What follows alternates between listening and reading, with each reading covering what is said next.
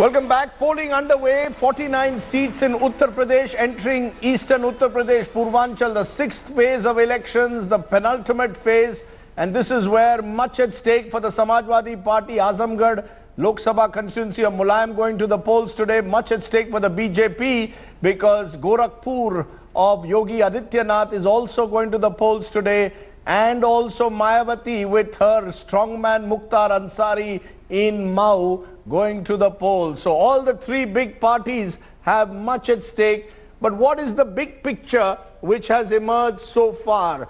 I have with me Ajit Jha, editor research at India Today, Dipankar Gupta, the country's premier political sociologist, Ashok Malik, senior journalist, and Sharad Pradhan, who's been tracking this election for us from Lucknow. Appreciate your joining us. Let's get reactions. Ajit, your sense, as this election has gone, have you got a sense that it has got more polarized, that there is a sense emerging in Uttar Pradesh particular, that this election is now becoming a BJP versus the rest?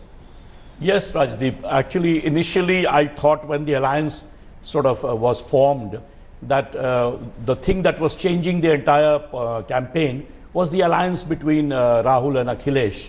But what happened is, as the election went ahead, around sort of Awadh and beyond, that's where we kind of started discovering that somehow the alliance is not doing as well as expected, and that Mayawati, for example, started cutting into the alliance vote in a big way. I spoke to several Muslim organizations all around UP, and most of them told me that, look, Akhilesh is not Maulana Mulayam.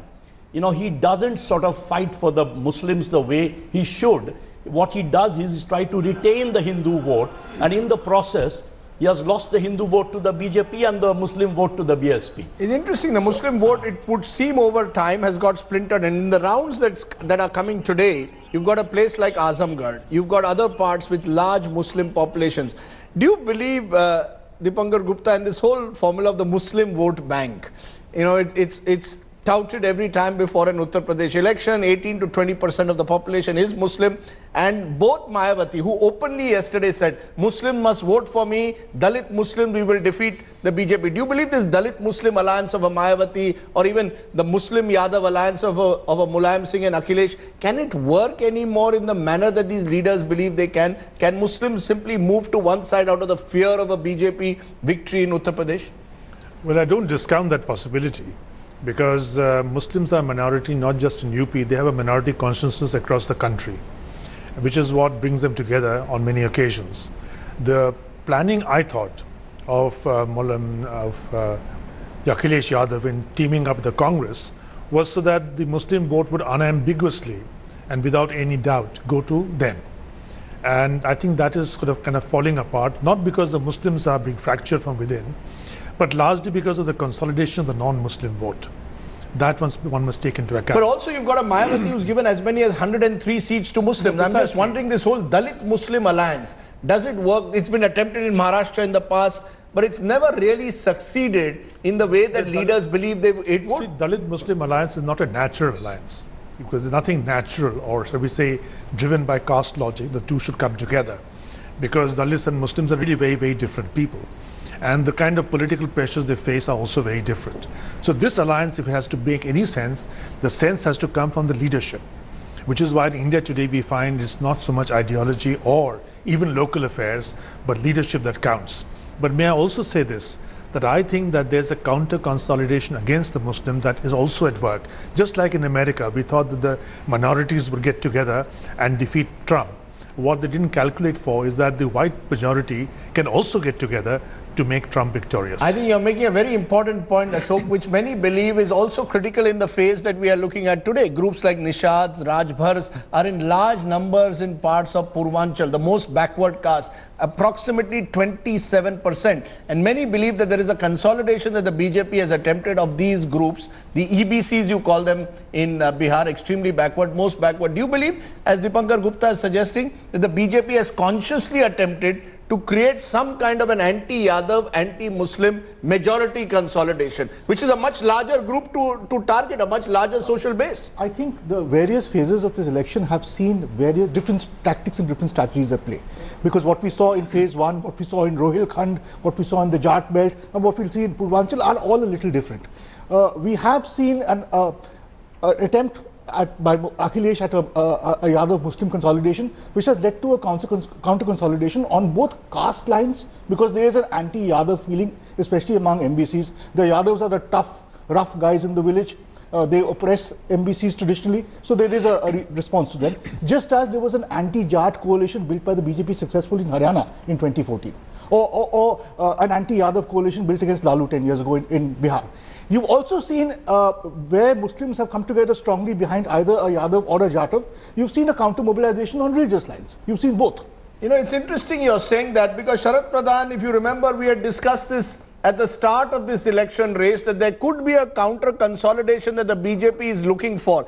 And the interesting aspect is many of these are extremely poor communities, you know, Nishads, or Mallas as they are called, Mauryas. They haven't ever really had either political or economic power.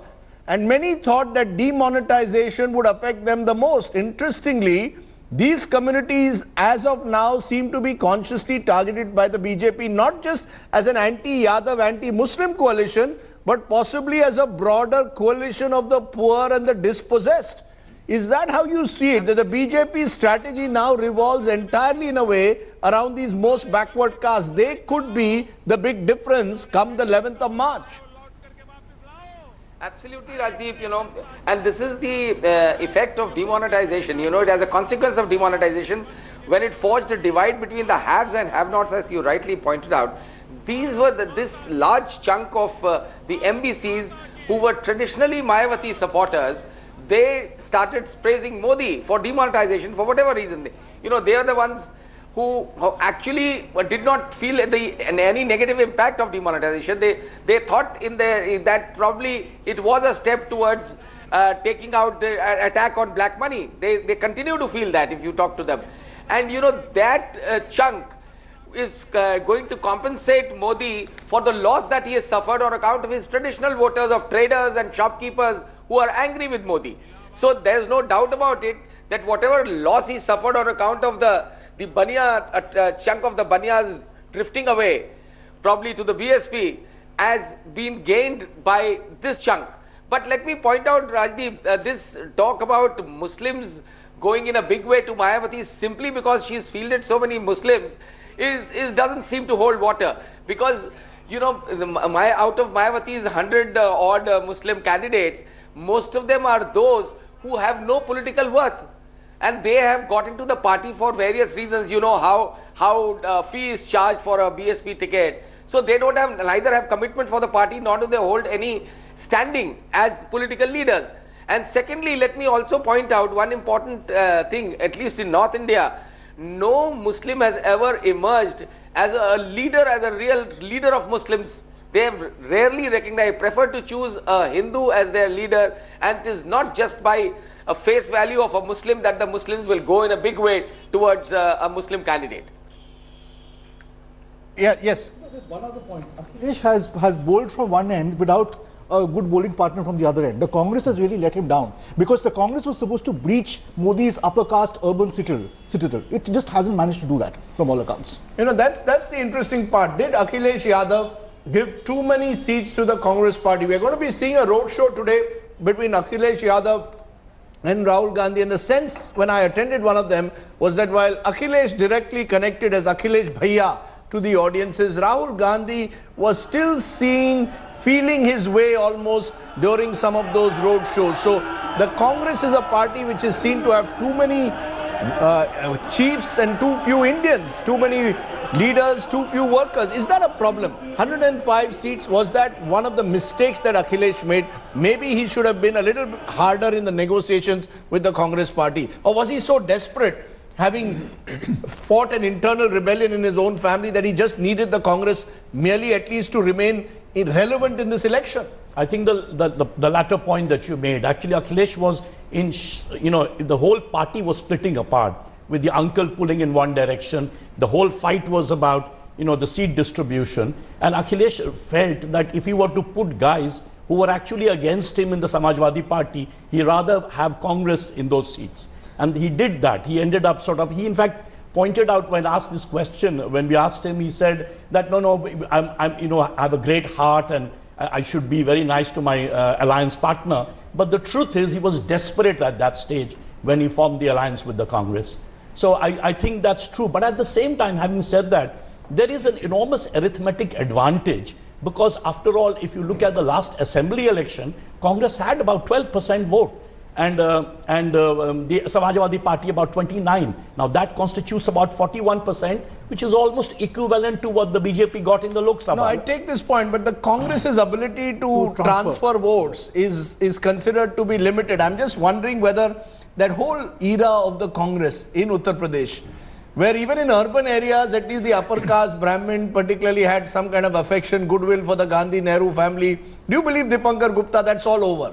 That Congress will either have to reinvent itself or will have to simply disintegrate if it is to in any way appeal to a new India? Point one, you're right. Congress is on the decline right now and will remain that way. That trajectory will remain. You think it will remain for a considerable time? Till they reinvent themselves. That's very, very important. Number two, as far as... What is reinvention? In the sense that Congress should either get a new leadership or it should fracture into different constituencies and therefore revive itself through fragments.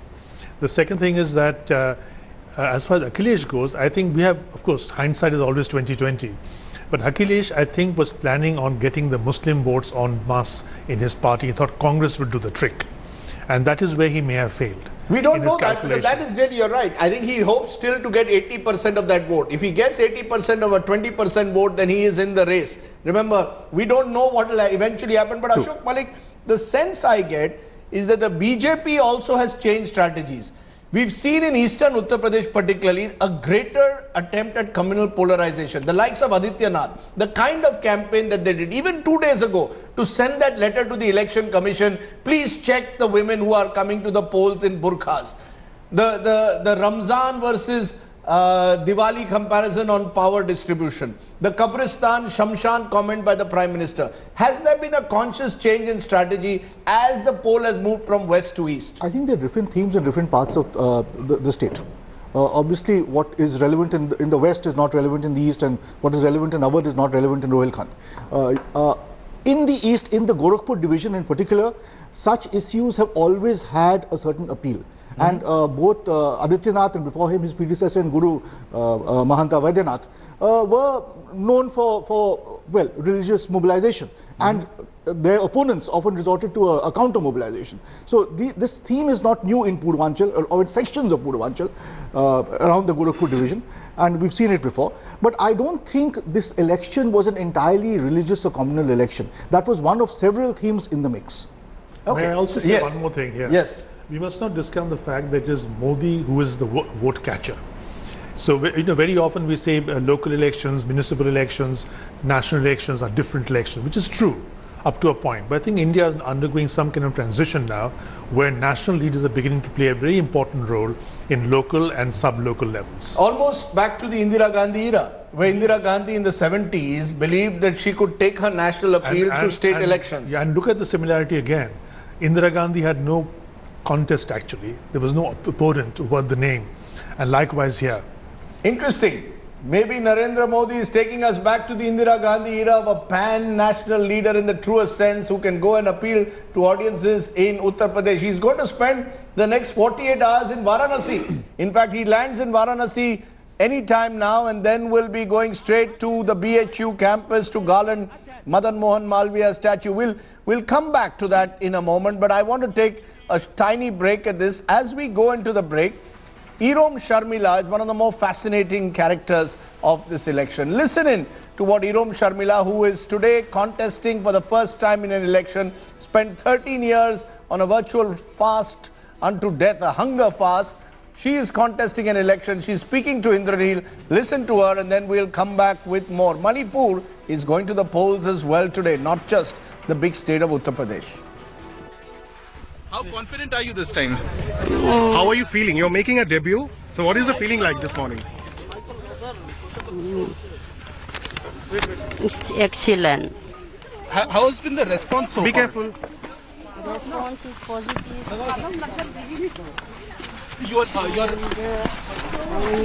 Confident for winning the election. Do you think it's a symbolic fight? There are only 3 candidates, or do you think that it's for a longer cause? It's not just symbolic. It's a winning fight. Winning fight. Ma'am, yesterday we were talking to several youngsters in Manipur. They are very disenchanted with politics. They are saying, we don't want to vote for any political party, we'll put nota. So you think you can change that mindset? You can inspire the youngsters? What would be your message to the youngsters? Mainly our Praja Party is based on youth for sense, youth for vote. That's why few days back also in the Praja Party's rally,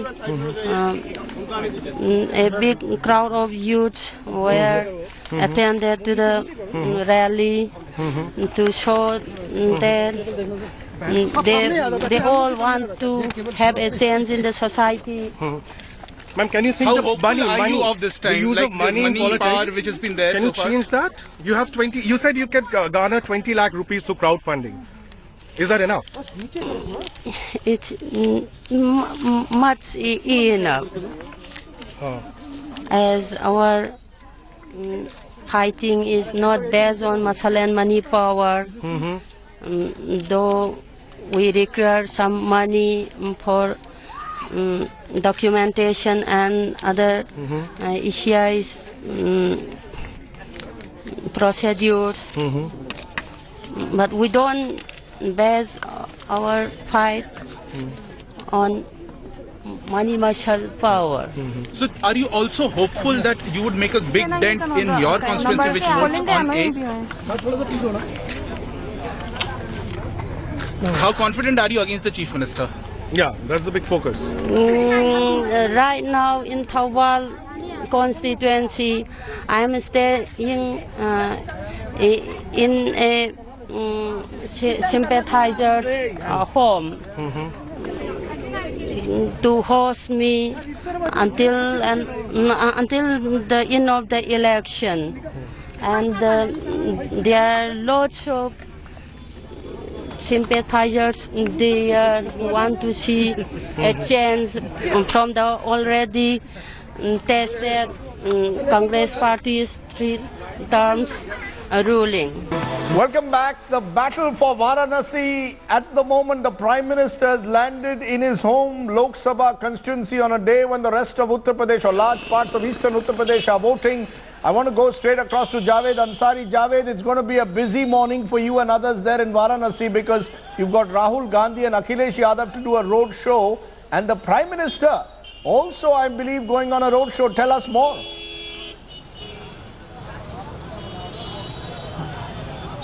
Yes, indeed, the Prime Minister will be going on a roadshow.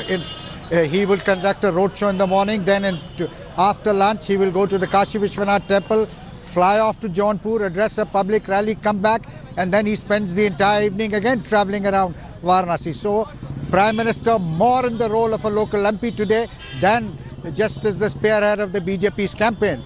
And let's not forget, Mayawati has been, under the radar.